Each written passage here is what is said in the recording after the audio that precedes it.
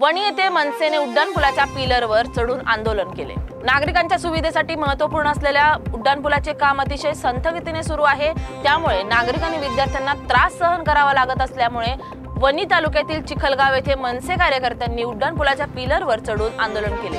खराब रस्त्यामुळे नागरिकांना त्रास होत आहे। उड्डाणपूल बांधकाम करणारी कंपनी कोणत्याही उपाययोजना करत नसल्याबद्दल मनसे नेते राजू उंबरकर यांनी संताप व्यक्त केला।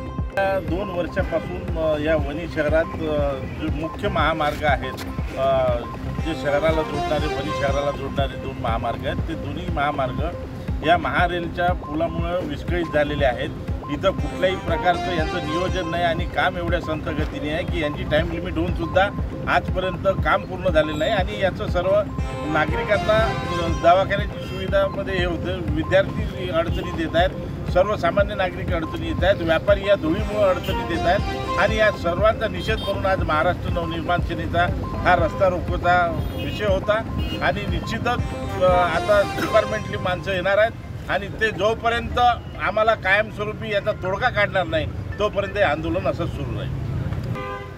ते पोलीस अधिकाऱ्यांनी जबाबदारी घेतलेली आहे, आता ते पोलीस स्टेशनला येणार आहेत सर्वजण आणि त्या प्रकारे चर्चा करून जोपर्यंत इथल्या नागरिकांना याच्यातून सुटका होणार नाही महारेलच्या त्रासातून, तोपर्यंत महाराष्ट्र नवनिर्माण सेना याहीपेक्षा मोठं आंदोलन करेल।